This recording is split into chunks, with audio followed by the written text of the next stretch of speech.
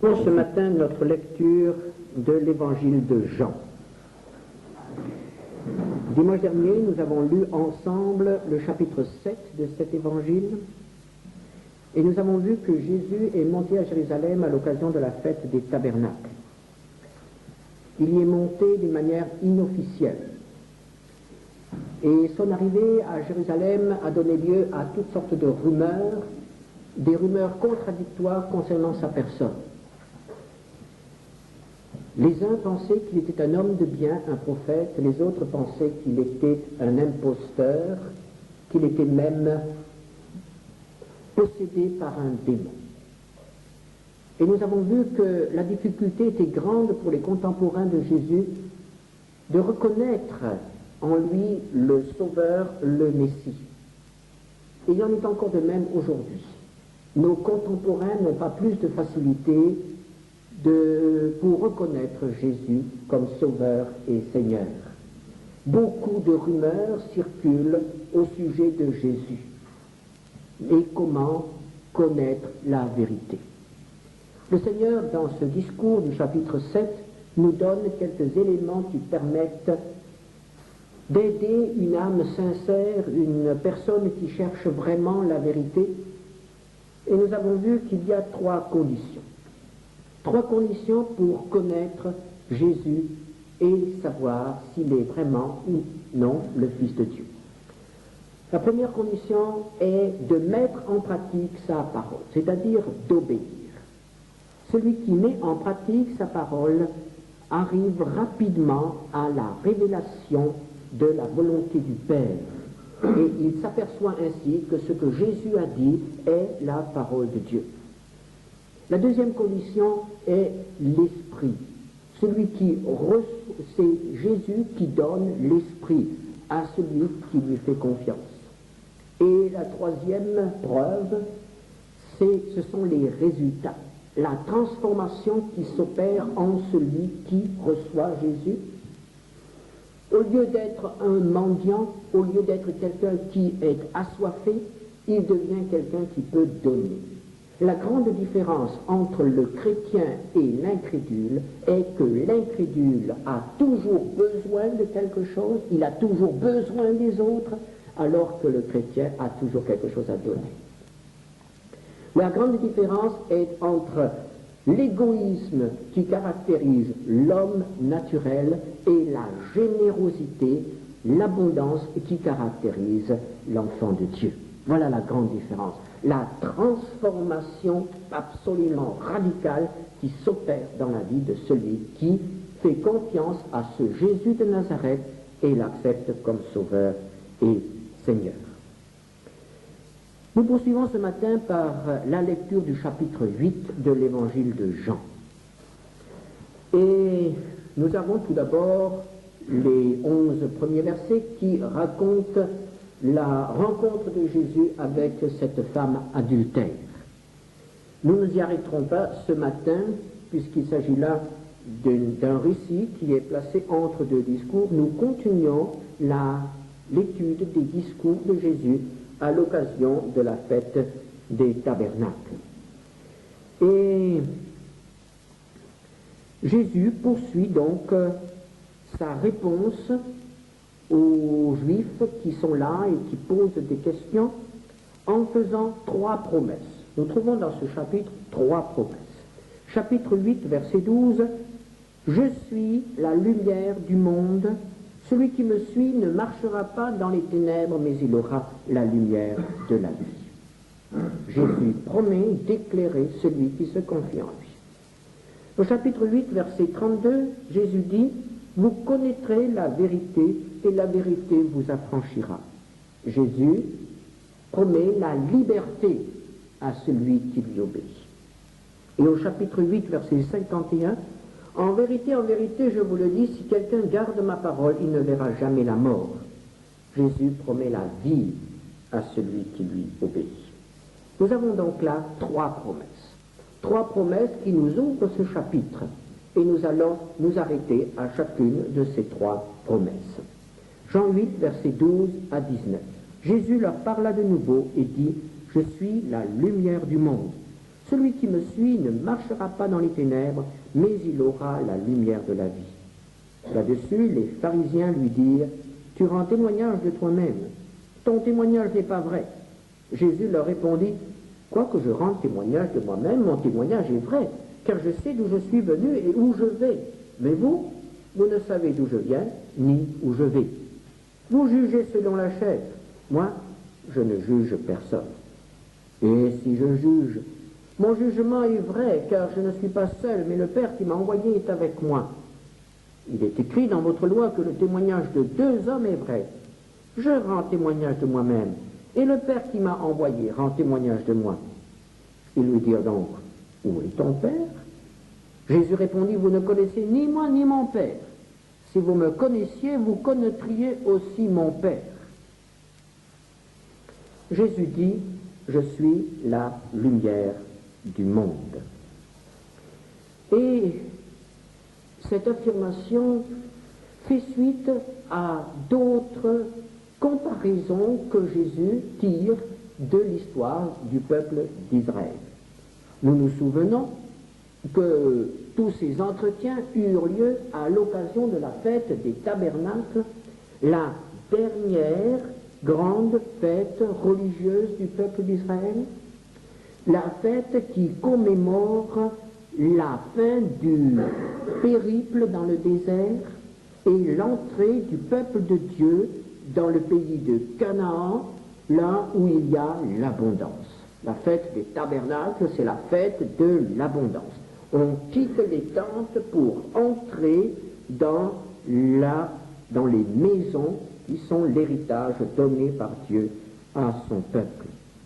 Et c'est ainsi que cette fête ranime le souvenir des expériences du peuple d'Israël dans le désert. Et Jésus rattache son enseignement à ces expériences, à ce qui est justement d'actualité dans les préoccupations du peuple.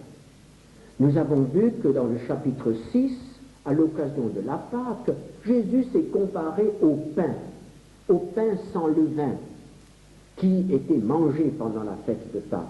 Et il dit, moi je suis le vrai pain, je suis le pain qui donne la vie.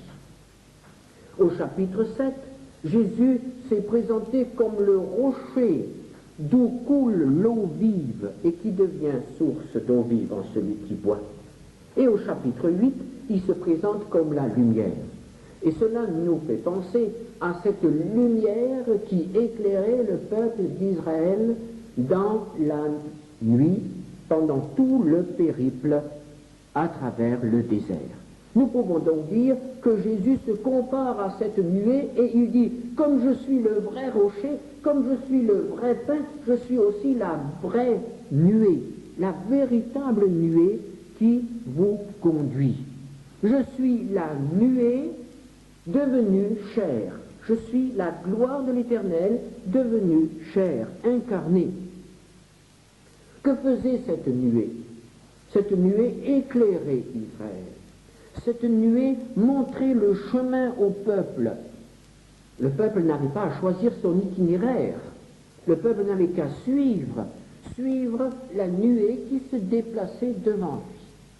C'est aussi la nuée qui donnait le signal du départ, c'est la nuée qui donnait le signal de l'arrêt, c'est la nuée qui choisissait les étapes. Donc la nuée guidait le peuple à travers le désert. La nuée était aussi le témoignage de la présence de Dieu au centre de son peuple, au-dessus de cette tente qui avait été construite, qui avait été consacrée au Seigneur. La manifestation visible de la présence du Dieu vivant parmi son peuple. Et Jésus dit, je suis tout cela. Je suis celui qui vous conduit, je suis celui qui vous éclaire, je suis le témoignage de la présence de Dieu, je suis celui qui vous montre les étapes. Je suis la nuée, je suis la lumière, suivez-moi. Et celui qui me suit ne marchera pas dans les ténèbres, mais il aura la lumière de la vie. Puis le Seigneur poursuit, à partir du verset 21, « Je m'en vais et vous me chercherez, et vous mourrez dans vos péchés. Vous ne pouvez venir où je vais. » Sur quoi les Juifs dirent, « Se tuera-t-il lui-même puisqu'il dit, vous ne pouvez venir où je vais ?» Et il leur dit, « Vous êtes d'en bas, moi je suis d'en haut. Vous êtes de ce monde, moi je ne suis pas de ce monde. C'est pourquoi je vous ai dit que vous mourrez dans vos péchés, car si vous ne croyez pas ce que je suis, vous mourrez dans vos péchés. » « Qui es-tu » lui dirent-ils. Jésus leur répondit, « Ce que je vous dis dès le commencement. J'ai beaucoup de choses à dire de vous et à juger en vous, mais celui qui m'a envoyé est vrai, et ce que j'ai entendu de lui, je le dis au monde. » Ils ne comprirent point qu'il leur parlait du Père. Jésus donc leur dit, « Quand vous aurez élevé le Fils de l'homme, alors vous connaîtrez ce que je suis, et que je ne fais rien de moi-même, mais que je parle selon que le Père m'a enseigné. Celui qui m'a envoyé est avec moi, et il ne m'a pas laissé seul, parce que je fais toujours ce qui lui est agréable. » Ce peuple qui était éclairé par la nuée dans le désert, ce peuple qui était conduit par cette nuée, s'est trouvé un jour aux frontières de Canaan. Et Dieu leur disait, vous y allez y entrer.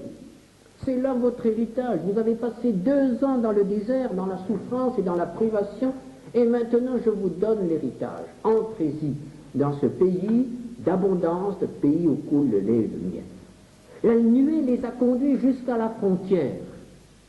Mais nous savons que cette génération-là n'est pas entrée. Cette génération n'a pas pris possession de ce que Dieu lui avait préparé. Cette génération est restée dans le désert, au lieu d'entrer en possession de ces vignes, de ces figuiers, de ces maisons, de ces champs que Dieu avait destinés à son peuple. La nuée les a conduits, mais ils n'ont pas suivi. Ils n'ont pas pu entrer. Dieu avait promis de leur donner toutes choses, et ils n'ont pas reçu ce qui leur avait été promis. Et la Bible nous dit que cette génération-là mourut en dehors du pays de Canaan. Cette génération mourut dans le désert. Pourquoi cela? À cause du péché. Pourquoi cela? À cause de l'incrédulité. Ils n'ont pas cru aux promesses de Dieu. Ils n'ont pas fait confiance. Et c'est la raison pour laquelle ils n'ont pas pu entrer. Et Jésus leur dit, c'est ce qui va vous arriver aussi. Vous ne voulez pas me suivre là où je vous conduis. Vous ne voulez pas me faire confiance. Alors vous ne pourrez aller où je vais. C'est-à-dire, vous ne pouvez aller dans la gloire de Dieu. Vous ne pouvez entrer dans cette vie de plénitude que je vous promets. Pourquoi ne peuvent-ils pas entrer? Parce qu'ils ne veulent pas croire, parce qu'ils ne veulent pas lui faire confiance.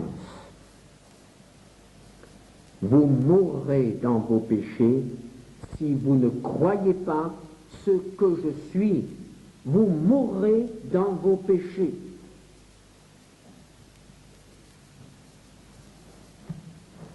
Triste conséquence de l'incrédulité.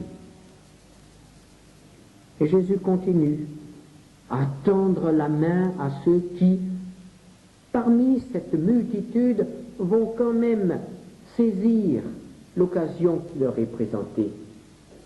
Et il leur parle au verset 28 de ce moment où il sera élevé. Quand vous aurez élevé le Fils de l'homme, alors vous connaîtrez ce que je suis.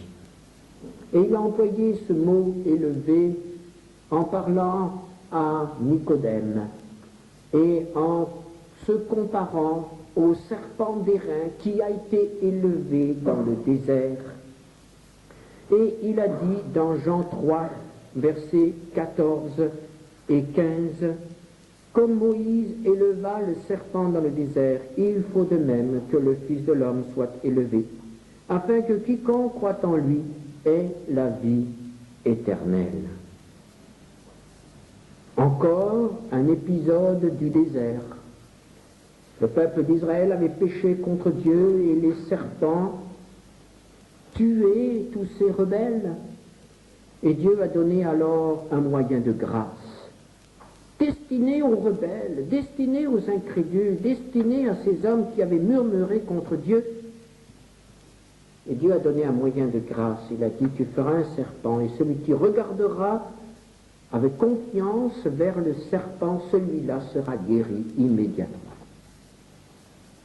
Et Jésus dit, je suis ce moyen de grâce. Au sein d'une génération qui me rejette, au sein d'une génération qui va périr, seront sauvés ceux qui me feront confiance, ceux qui lèveront les yeux vers moi. Quand je serai élevé, vous me reconnaîtrez, vous me ferez confiance, vous serez sauvés. Alors, nous comprenons bien qu'une fois de plus, nous avons devant nous un texte qui nous dit que nous sommes sauvés par la foi. La lumière est venue. Tout a été donné pour nous sauver. Tout est là, tout est prêt. Qu'est-ce que nous avons à faire? Nous avons à lui faire confiance. Nous avons à nous emparer de ce qu'il nous offre. Nous avons à lever les yeux vers celui qui a été élevé pour notre salut sur la croix. Et nous lisons Jean 8, verset 30, « Comme Jésus parlait ainsi, plusieurs crurent en lui. » Quelques-uns ont entendu. Quelques-uns ont décidé de faire confiance. Et nous continuons au verset 31 à 47 avec cette deuxième promesse. Celui qui croit en moi connaîtra la liberté. Il dit aux Juifs qui avaient cru en lui, si vous demeurez dans ma parole, vous êtes vraiment mes disciples. Vous connaîtrez la vérité et la vérité vous affranchira. Ils lui répondirent, nous sommes la postérité d'Abraham et nous ne fûmes jamais esclaves de personne. Comment dis-tu, vous deviendrez libres? En vérité, je vous le dis, leur répliqua Jésus, quiconque se livre au péché est esclave du péché. Or, l'esclave ne demeure pas toujours dans la maison, le Fils y demeure toujours. Si donc le Fils vous affranchit, vous serez réellement libre. Je sais que vous êtes la postérité d'Abraham, mais vous cherchez à me faire mourir parce que ma parole ne pénètre pas en vous. Je dis ce que j'ai vu chez mon Père, et vous, vous faites ce que vous avez entendu de la part de votre Père. Ils lui répondirent, notre Père, c'est Abraham. Jésus leur dit, si vous étiez enfant d'Abraham, vous feriez les œuvres d'Abraham. Mais maintenant vous cherchez à me faire mourir, moi qui vous ai dit la vérité que j'ai entendue de Dieu. Cela, Abraham ne l'a point fait. Vous faites les œuvres de votre Père. Ils lui dirent, nous ne sommes pas des enfants illégitimes, nous avons un seul Père, Dieu.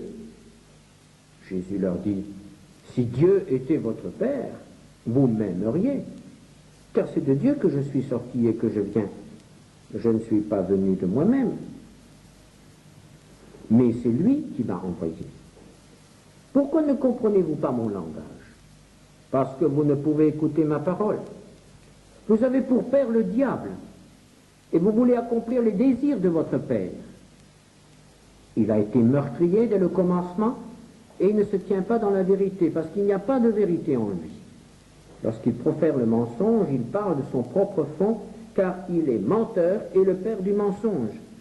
Et moi, parce que je dis la vérité, vous ne me croyez pas. Qui de vous me convaincra de péché? Si je dis la vérité, pourquoi ne me croyez-vous pas? Celui qui est de Dieu écoute les paroles de Dieu. Vous n'écoutez pas, parce que vous n'êtes pas de Dieu. La sortie d'Égypte a marqué la fin de l'esclavage pour le peuple de Dieu. Et Jésus offre à son tour à ceux qui l'écoutent la fin de l'esclavage. Si le Fils vous affranchit, vous serez réellement libres. Mais quel est cet esclavage? Nous pouvons dire, comme Israël, nous ne fûmes esclaves de personne. Nous sommes ce matin ici des hommes et des femmes libres. Et Jésus parle d'un esclavage qui est bien plus terrible, qui est bien plus accaparant, avilissant que l'esclavage qui nous lierait à un homme qui serait notre maître et qui aurait droit au résultat de notre travail et même droit de vie et de mort sur nous. Cette condition est avilissante, mais il y a un esclavage bien plus avilissant encore. C'est l'esclavage du péché. C'est l'esclavage de ceux qui dominent sur nous. Verset 34. Quiconque se livre au péché est esclave du péché. Et nous en savons tous quelque chose de cet esclavage. Les uns sont esclaves de l'impureté, les autres sont esclaves de la convoitise, les autres sont esclaves de la colère, les autres sont esclaves de la jalousie, les autres sont esclaves de l'orgueil, les autres sont esclaves de la recherche du propre honneur. Et que d'esclavage encore. Et cet esclavage est avilissant parce qu'il nous lie, parce qu'il lie l'homme, il dresse les hommes les uns contre les autres. Et finalement, les hommes sont toujours vaincus par ce péché qui est plus fort qu'eux. Et Jésus nous propose la liberté. Et pourquoi peut-il nous proposer la liberté? Parce qu'il est le Fils de celui auquel appartient la maison, c'est-à-dire de Dieu. Lui n'est pas fils d'un esclave, il est libre. Tandis que nous sommes fils d'un esclave. Nous sommes descendants d'Adam qui est devenu esclave de Satan. Et de génération en génération, les esclaves engendrent des esclaves. Et aucun esclave ne peut affranchir un autre esclave ou s'affranchir lui-même. Il faut que l'affranchissement vienne de l'extérieur, vienne d'un autre, de celui qui a le pouvoir de racheter, de celui qui peut affranchir. Celui-là doit être libre.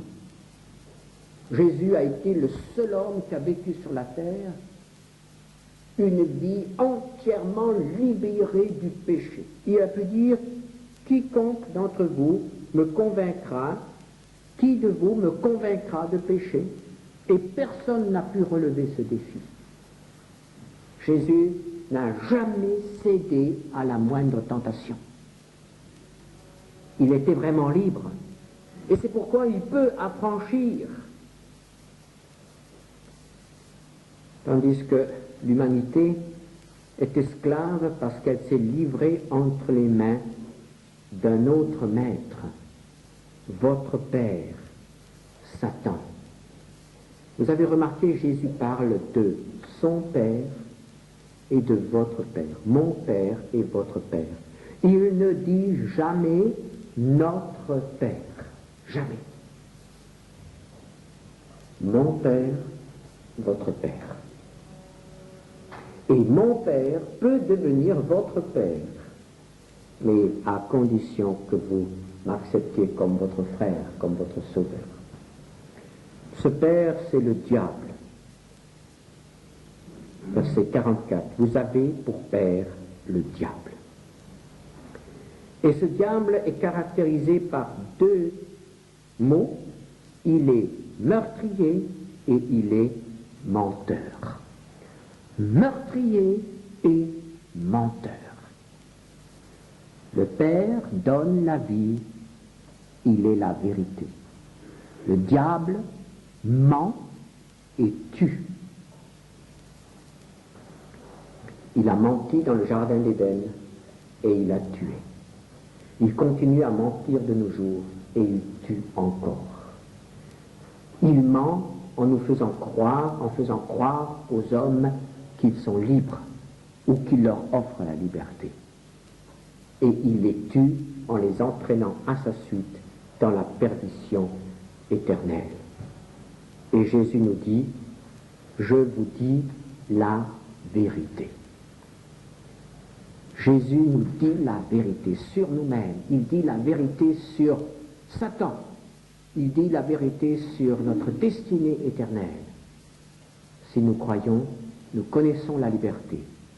Si nous ne croyons pas, nous demeurons esclaves de ce qui est plus fort que nous, notre péché. C'était la deuxième promesse. Et voici la troisième. Jésus donne la vie éternelle à celui qui croit en lui. Verset 48. Les Juifs lui répondirent, n'avons-nous pas raison de dire que tu es un Samaritain et que tu as un démon? Jésus répliqua, je n'ai point de démon, mais j'honore mon Père et vous m'outragez. Je ne cherche point ma gloire, il en est un qui la cherche et qui juge. En vérité, je vous le dis, si quelqu'un garde ma parole, il ne verra jamais la mort. Maintenant, lui dirent les Juifs, nous connaissons que tu as un démon. Abraham est mort. Les prophètes aussi. Et tu dis, si quelqu'un garde ma parole, il ne verra jamais la mort. Es-tu plus grand que notre père Abraham qui est mort? Les prophètes aussi sont morts. Qui prétends-tu être? Jésus répondit, si je me glorifie moi-même, ma gloire n'est rien. C'est mon Père qui me glorifie, lui que vous dites être votre Dieu, et que vous ne connaissez pas. Pour moi, je le connais. Et si je disais que je ne le connais pas, je serais semblable à vous, un menteur. Mais je le connais, et je garde sa parole. Abraham, votre père, a tressailli de joie de ce qu'il verrait mon jour. Il l'a vu et il s'est réjoui. Les Juifs lui dirent, tu n'as pas encore 50 ans, et tu as vu Abraham? Jésus leur dit, en vérité, je vous le dis, avant qu'Abraham fût, je suis. Là-dessus, ils prirent des pierres pour les jeter contre lui, mais Jésus se cacha et il sortit du temple. En vérité, je vous le dis, si quelqu'un garde ma parole, il ne verra jamais la mort. Comment peut-il faire une telle promesse? Comment peut-il donner la vie? Parce qu'il est l'Éternel, il est celui qui ne change pas. Il est celui qui peut parler d'une manière qu'aucun homme ne peut imiter. Nous ne pouvons pas dire, nous, avant qu'Abraham fût, je suis. Ce n'est pas possible, aucun homme ne peut parler ainsi. Et Jésus a pu parler ainsi, parce qu'il est le Fils de Dieu éternel. Il est celui qu'attendait Abraham, il est celui en quel espéraient les prophètes, comme nous l'avons entendu ce matin.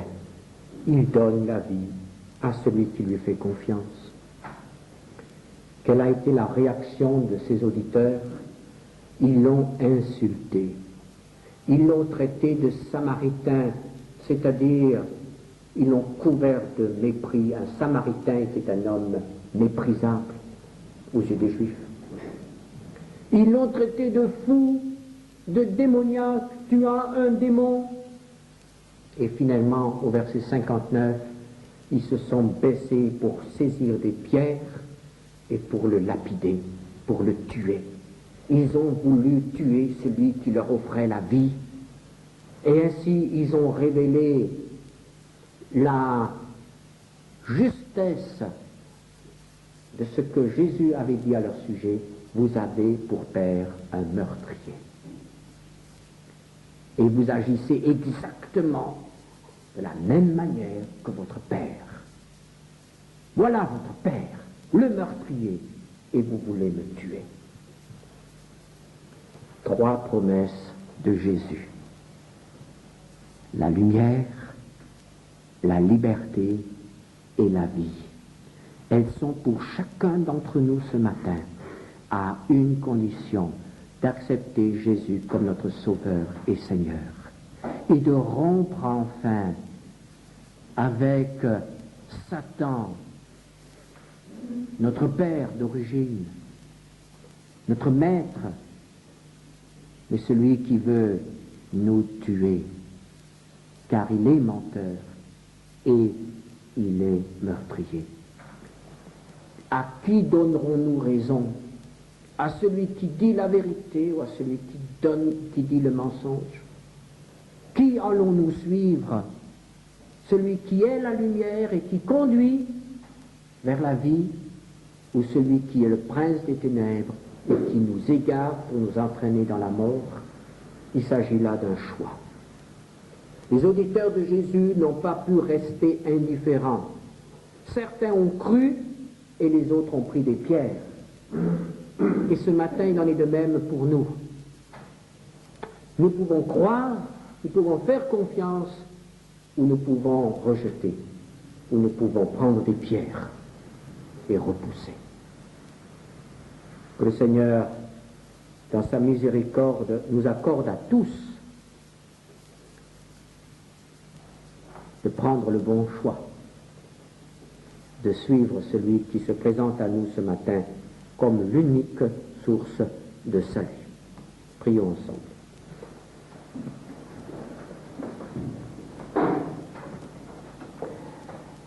Seigneur notre Dieu, nous te rendons grâce parce que tu déploies devant nous toutes les richesses de ton amour. Tu nous offres la vie éternelle. Nul d'entre nous n'est exclu, du plus jeune au plus âgé. Tu es prêt à te révéler à celui pour lequel ces choses sont tout à fait nouvelles, qui ne comprend peut-être pas tout ce qui est dit ou ce qui est écrit, mais tu es prêt à répondre à l'attente cachée au fond d'un cœur. Toi qui réponds à celui qui t'invoque, tu entends aussi ceux qui ce matin te disent « Seigneur, sauve-moi. Seigneur, fais-moi comprendre. Seigneur, guide-moi dans ma nuit. Délivre-moi des chaînes de l'esclavage que tu connais. » Merci Seigneur parce que tu réponds et tu sauves encore aujourd'hui.